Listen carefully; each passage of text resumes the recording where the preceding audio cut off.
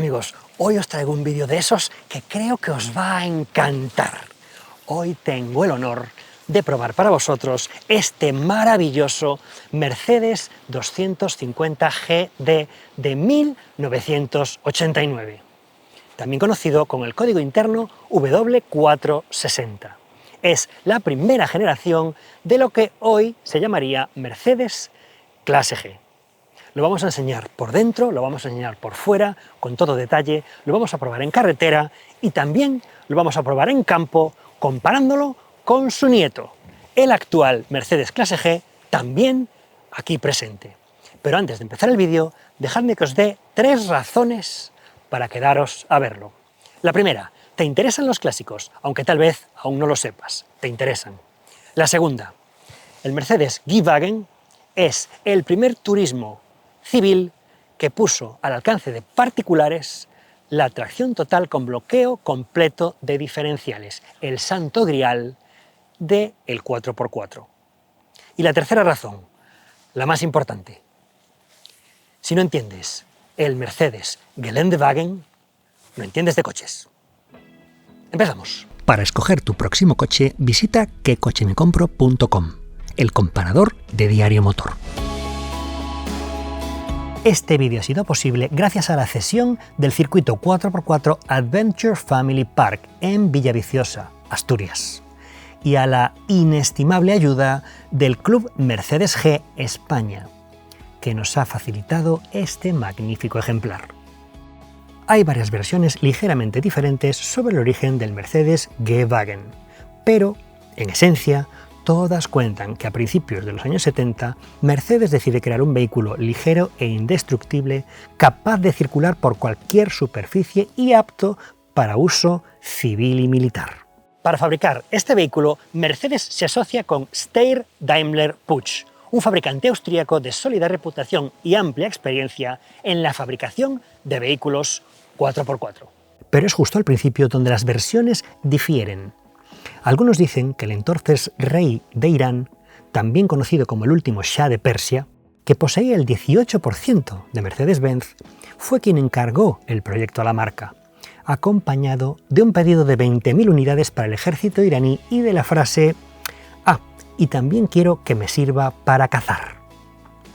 Otros cuentan que el pedido iraní simplemente favoreció y aceleró el proyecto, pero que no fue necesariamente su origen. En todo caso, ese pedido de 20.000 unidades nunca llegó a fabricarse, porque en enero de 1979, justo un mes antes de la presentación del G-Wagen, el rey de Irán dejó de ser rey y se largó de Irán para evitar que la revolución islámica se lo llevara por delante. El pedido se convirtió en una cancelación. Volviendo al origen, Mercedes y Steyr Magna Puch se unen en una sociedad al 50% para desarrollar y fabricar un todoterreno tan robusto y capaz como sea posible. Justo en la época dorada de Mercedes-Benz, los años 70 y 80, en los que, según cuenta la leyenda, sus coches no tenían límite de coste en su ingeniería y eran diseñados para ser los mejores de su categoría, costara lo que costase. De ese periodo mágico e irrepetible nació uno de los todoterrenos más robustos y fiables de la historia del automóvil. Y si no se vendió muchísimo más en todo el mundo, como el Toyota Land Cruiser o el Land Rover Defender, seguro que no fue por calidad o robustez. Fue porque siempre estuvo en precios prohibitivamente caros. La primera serie, que corresponde con la unidad que probamos hoy, se conoce por el código interno W460, pero se llamó comercialmente G-Wagen, que es la abreviatura de Geländewagen, que significa vehículo todoterreno. Así pues, la G viene de Geländewagen. Los alemanes, fiel a su tradición, llamaron a su coche todoterreno coche todoterreno. La denominación clase G llegaría mucho más tarde, pero la letra viene de esa palabra. Lo que era al principio un vehículo puramente utilitario fue recibiendo mejoras graduales en motores y equipamiento. En 1985, los bloqueos de diferenciales pasan a ser de serie en toda la gama, en lugar de una opción, además de un cuadro de instrumentos mejorado, con cuentavueltas, la tapicería interior con cuadros más grandes y el cierre centralizado. La serie W460 que hoy nos ocupa se fabricó entre 1979 y 1991, dando paso a dos sucesores, la serie W461 más industrial y la serie W463 más refinada. El W463 prolongó su vida contra todo pronóstico durante nada menos que 27 años, hasta que en 2018 la actual generación tomó el relevo. Es uno de los coches más longevos de la historia. A lo largo de su larga vida, el G-Wagen dio lugar a numerosas versiones especiales como un papamóvil, un campeón del París-Dakar, un 4x4 al cuadrado e incluso una versión de 6 ruedas motrices.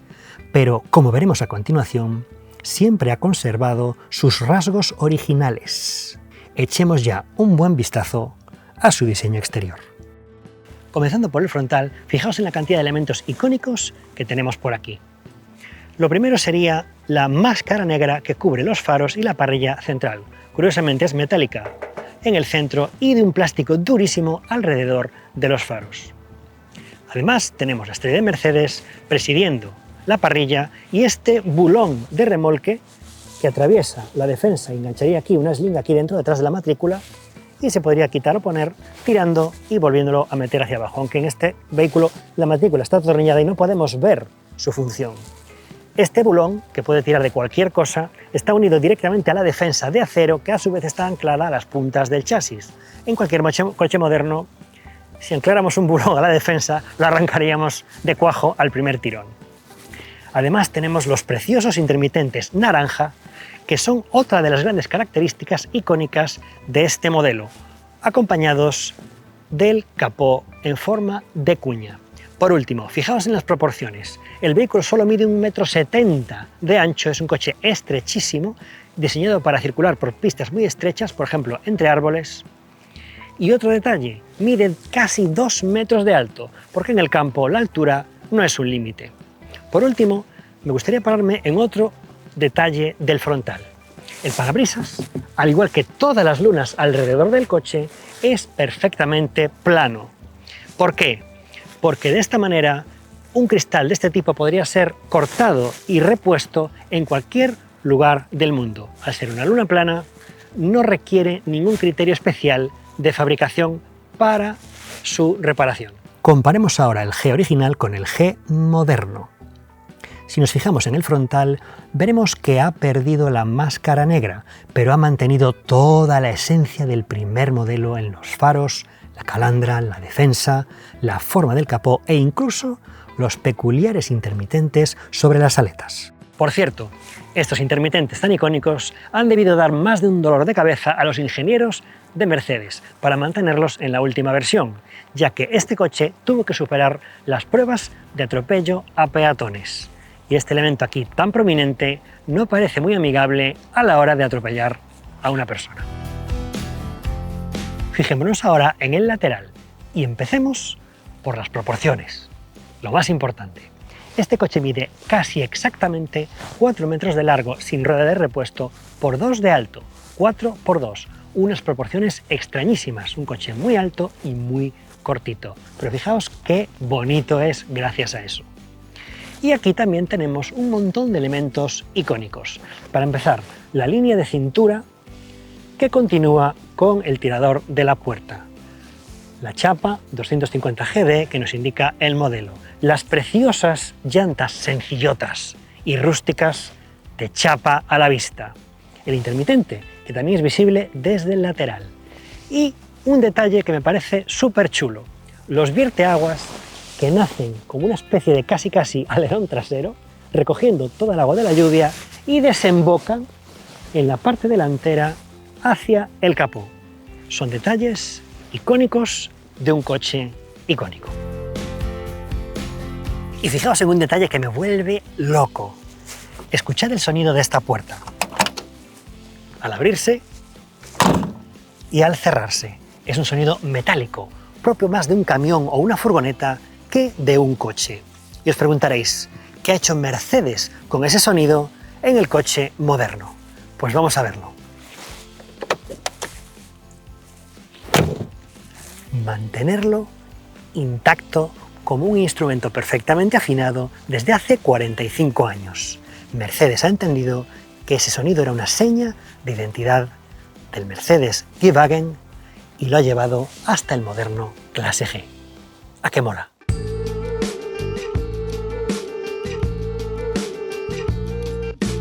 En la parte trasera encontramos más de lo mismo. Las mismas líneas rectas, unas ópticas similares, la forma de la luneta trasera y la característica rueda de repuesto exterior asimétrica. Por cierto, lo queráis o no, el portón trasero de ambos coches mide 1 metro exacto de ancho. Hasta eso han respetado los diseñadores de Mercedes. En mi opinión, el diseño del Mercedes Clase G es el diseño más longevo del mercado actual, a sus casi 45 años de edad, a excepción de un único coche, el Porsche 911. ¿Será casualidad que ambos coches sean alemanes? No lo creo. Bienvenidos al motor de nuestro Mercedes G-Wagen 250 GD. Este motor es un motor OM 902630. Las siglas OM en el código de motor hacen referencia a la palabra Oil motor, que viene a ser diésel, mientras que la sigla M cuando va sola significa simplemente motor y se refiere a los motores de gasolina. Así pues, estamos ante un motor diésel, pero no es un diésel cualquiera. Este es uno de los motores más fiables de la historia del automóvil. Se trata de un bloque de 5 cilindros en línea con 2,5 litros de cubicaje y tan solo 84 esforzados caballos de potencia. Como habéis adivinado, este motor no está hecho para correr, sino para aguantar. No lleva turbo, no lleva electrónica y acelera de 0 a 100 en 27 eternos segundos. Así es, hablamos de un coche lento. Pero la gracia de este coche no consiste en ir rápido, sino en ser imparable. Ese motorazo indestructible está conectado a una caja de cambios de 5 relaciones manual y a su vez a una caja de transferencia sin diferencial central, como mandan los cánones. A su vez, el árbol de transferencia termina en unos diferenciales que tienen tanto bloqueo delantero como bloqueo trasero. Hágase la magia. Cuando se bloquean totalmente los diferenciales del coche, se consigue la máxima capacidad de tracción posible. Ningún otro sistema podría obtener más tracción que este. Y esto es, desde mi punto de vista, lo que hace tan especial a esta primera generación del Mercedes Clase G. La introducción en el mercado de particulares de un turismo con bloqueo total de los diferenciales, tanto el delantero como el trasero. El mecanismo se utilizaba décadas antes por la propia Mercedes-Benz en el Unimog desde 1948 o incluso en los años 30 en el Mercedes G5. También Steyr Daimler-Puch tenía amplia experiencia con el bloqueo total, gracias a vehículos como el Halfinger de 1959. Pero siempre se trataba de vehículos industriales o militares, nunca de un coche destinado a venderse en grandes números en el mercado particular como el G-Wagen. Es decir, hubo otros vehículos mucho antes que el Clase G que eran capaces de bloquear todos sus diferenciales, pero el Clase G es el primero que reconoceríamos como un turismo de calle en un sentido moderno. En 1980, tan solo un año más tarde, Toyota introduce el Land Cruiser Serie 60, que sería el primero en llevar mecanismos de bloqueo, pero Mercedes se lleva el primer puesto por orden cronológico. Basta ya de diferenciales y vamos ya con el interior del Mercedes Clase G, este precioso interior. Pero antes de sentarme, quiero que veáis lo bonitos que son estos asientos. Estos cuadros grandes son una innovación del año 1985. Antes de ese año, el tartán era de cuadros mucho más finitos. Y fijaros en otro detalle, lo elegante que es la ingeniería del movimiento del asiento hacia adelante y hacia atrás para dar acceso al asiento trasero. Es como una especie de columpio que se levanta. Aquí hay horas de ingeniería para que esto no falle en décadas. Pero vamos para adentro, que os lo voy a enseñar mucho mejor desde aquí.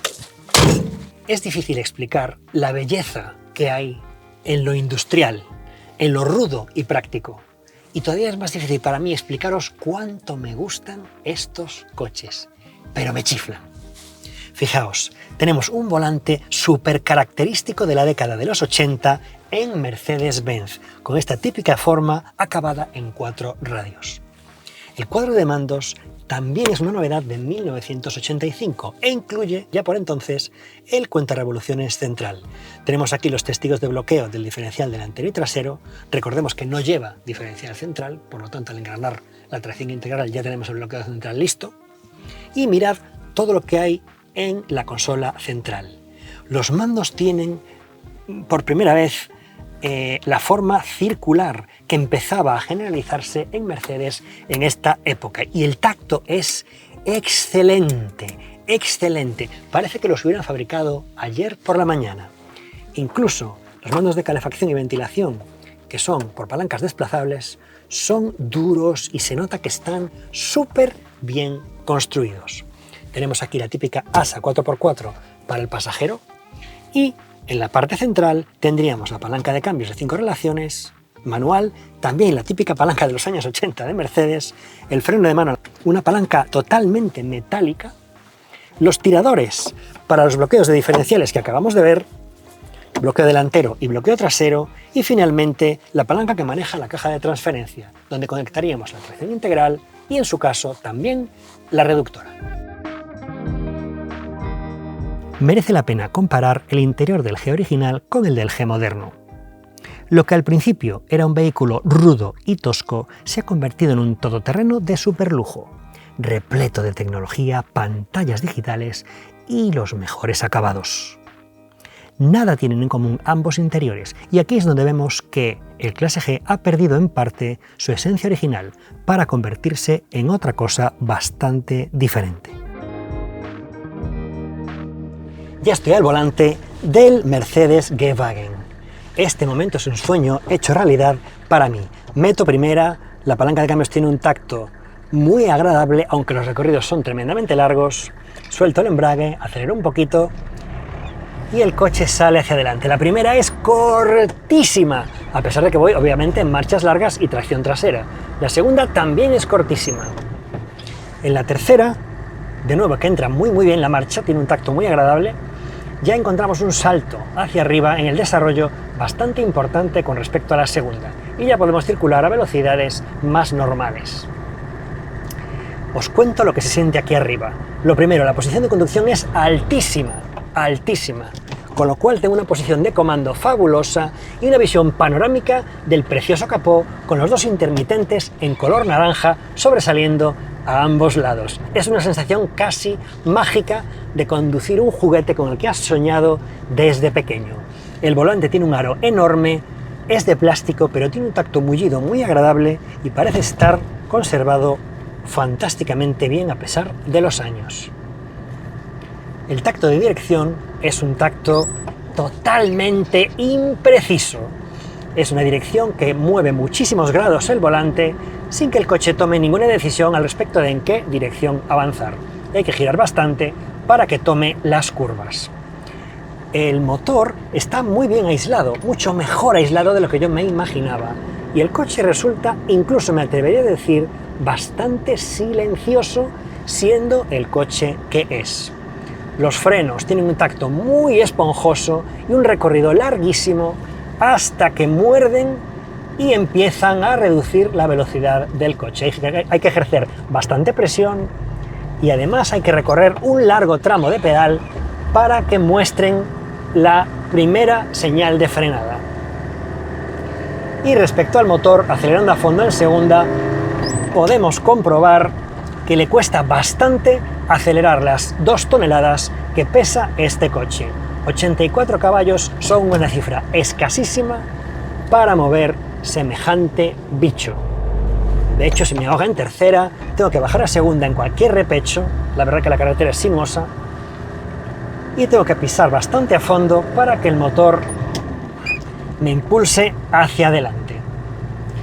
El tacto en dirección, como os decía, es muy impreciso y todas las curvas las tomo por aproximación a lo que más o menos quiero hacer con el volante, pero no os puedo explicar lo feliz que me hace y la delicia que es ir aquí arriba subido en este sueño hecho realidad. Ha sido una experiencia increíble. Vámonos al circuito, vámonos a meterlo en el campo. A ver lo que pasa. Antes de ponerlos a prueba en campo, veamos una pequeña tabla comparativa del modelo clásico frente al modelo nuevo. Lógicamente, el coche ha crecido, sobre todo a lo ancho, pero también ha ganado 20 centímetros de longitud respecto a su equivalente de 5 puertas de 1979. Curiosamente, conserva intacta una altura que roza los 2 metros. Los ángulos de ataque y salida han empeorado significativamente, a pesar de que el moderno tiene mucha más altura libre al suelo y sobre todo ha ganado casi media tonelada respecto al 3 puertas que hoy tenemos con nosotros. Nuestra primera prueba 4x4 es una prueba estática. Por primera vez vamos a hacer una prueba estática 4x4. Os voy a enseñar el cruce de puentes y el descuelgue de ruedas de uno y otro vehículo. El Mercedes Clase G moderno lleva un eje delantero con suspensión independiente, mientras que el eje trasero es un eje rígido, como el original. Fijaos cómo se hunde la rueda trasera derecha que tengo aquí a mi lado, y vamos a recorrer al coche viendo cómo está cada rueda para acabar finalmente en la que está en el aire. Este es el descuelgue máximo del eje trasero. Fijaos la distancia que tiene aquí, la rueda toca el suelo, está totalmente apoyada, pero fijaos cómo la palanca que hace el eje rígido ayuda a descolgar totalmente la rueda. Veniros conmigo, vamos a ver cómo están las ruedas delanteras, que es donde se va a marcar verdaderamente la diferencia. La rueda delantera izquierda está todo lo hundida que puede estar, pero fijaos que no se hunde demasiado. Me cabe la mano por aquí fácilmente sin rozar el barro. Está hundida, pero no demasiado. Vamos a ver ahora la que está en el aire. Vamos a dar la vuelta y nos vemos al otro lado. Y aquí la tenéis. La rueda delantera derecha. Está totalmente en el aire, totalmente descolgada, lejos del suelo, pero el nivel de descuelgue no es excesivo. De hecho, en este plano sospecho que estáis viendo probablemente ambas ruedas y la diferencia de altura que hay entre una y la otra. Pues quedaos con esta imagen y vamos a poner en esta misma posición el Clase G antiguo, a ver qué aspecto tiene. Repetimos la misma escena con el Clase G original. Eje trasero rígido, fijaos lo hundida que está esta rueda, muy parecido, una situación muy parecida al Clase G moderno. Fijaos lo descolgadísima que está esta rueda, está ultra lejos del coche, rozando apenas el suelo, pero sí que está apoyada, repitiendo la situación que generamos antes, y vamos a la parte de delante para ver primero esta rueda que está totalmente hundida y fijaos que lleva muy poco hundimiento, la verdad es que lleva muy poco hundimiento. Y por último, la rueda delantera derecha, que es la que nos da la verdadera medida de la situación, está en el aire, muy lejos del suelo y honestamente no tan descolgada. En realidad, si vemos ambas ruedas como hicimos antes, nos daremos cuenta de que la diferencia entre un modelo y otro, a pesar de que este lleva eje rígido delantero y el otro lleva suspensión independiente, la diferencia entre un modelo y otro no es demasiado grande.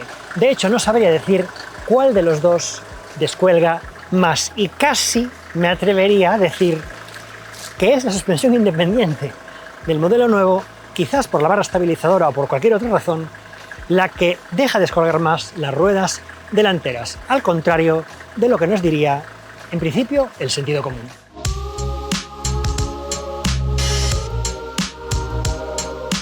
Llegamos a la acción y llegamos al Mercedes Clase G moderno, que se va a enfrentar de primero a una rampa resbaladiza, llena de barro. Ha llovido muchísimo, como habéis podido ver en el resto del vídeo. Está llena de barro, así que aunque la pendiente no es extrema, sí que es una pendiente muy difícil, porque el agarre es mínimo. Vamos allá, es una pendiente recta, solo tengo que subir y vamos a ver el nivel de tracción. Voy a poner el parasol, a ver si me quita un poco de sol en los ojos.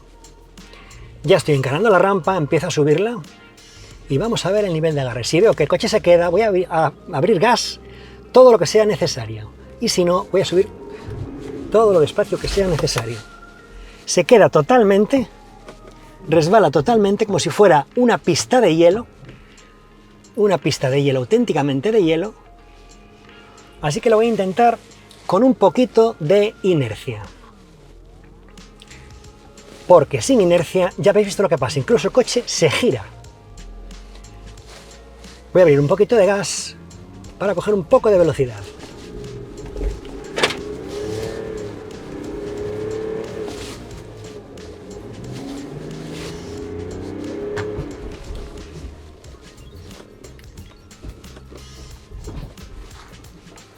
Es completamente imposible subir por esta pendiente con este coche. Tendría que coger muchísimo impulso. Llevo los 3 diferenciales bloqueados, obviamente, pero no hay ningún tipo de agarre, así que me rindo, me voy hacia atrás y, aunque parece absolutamente imposible, voy a al menos intentarlo con el clase G antiguo, aunque el resultado es claramente previsible. Me temo que no va a subir. Vamos a verlo. Vamos adelante con el clase G antiguo, vamos a subir la misma rampa, o mejor dicho, vamos a intentar subir la misma rampa exactamente de la misma manera, bloqueos activos. En este caso, como la caja es manual, voy a meter segunda, el otro clase G también arrancaba en segunda. Y voy a intentar, por un lado, no ahogar el coche, por otro lado, que no se me gire en la rampa y, como no va a subir, al menos intentar un descenso más o menos controlado hacia atrás cuando no dé más de sí. Pero bueno, repito el procedimiento. Primero subo al mínimo gas.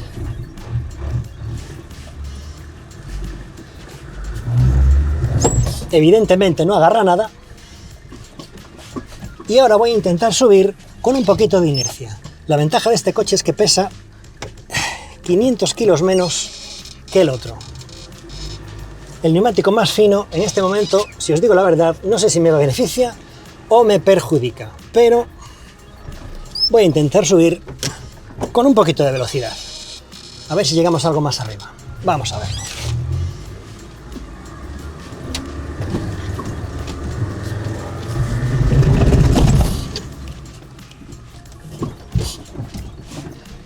Y nos pasa exactamente lo mismo con este vehículo que con el Mercedes clase G moderno. ¿Cuál es la diferencia entre uno y otro? Una vez que tienes engranado un triple bloqueo de diferenciales, la capacidad de tracción es la misma en un vehículo y en otro. Todo se reduce a un duelo de neumáticos y masas, porque es un sistema mecánico idéntico hace 45 años u hoy. Y como habéis podido comprobar, los dos vehículos se comportan exactamente igual. Y hasta aquí nuestro vídeo sobre el Mercedes Geländewagen, el Mercedes todoterreno. Pero no quisiera cerrarlo sin hacer al menos un par de reflexiones. La primera es que este podría haber sido, tal vez, el mejor todoterreno civil de la historia del automóvil. Esa fama se la ha llevado el Toyota Land Cruiser más que de forma justificada. Pero en mi opinión no ha sido por una mejor calidad, una mayor solidez o una mayor capacidad. Ha sido simplemente porque el Toyota Land Cruiser es mucho más antiguo y mucho más barato. Por tanto, hay muchas más unidades circulando por el mundo. La segunda reflexión es que, en mi opinión, el último de las generaciones del Mercedes clase G, ahora llamado clase G, ha sabido mantener perfectamente la esencia estética del vehículo, al menos en el exterior, y manteniendo también su espíritu 4x4, aunque efectivamente ha abandonado la sobriedad y la espartanidad de este coche para convertirse en una berlina de lujo, en una trayectoria bastante paralela a la que puede haber seguido en unos cuantos años más el Porsche 911. En cualquier caso, es un clásico entre los clásicos. Si os ha gustado el vídeo, por favor, dadle a me gusta, suscribiros al canal y activad la campanita para que os lleguen las alertas de todos nuestros vídeos. Nos vemos en la próxima.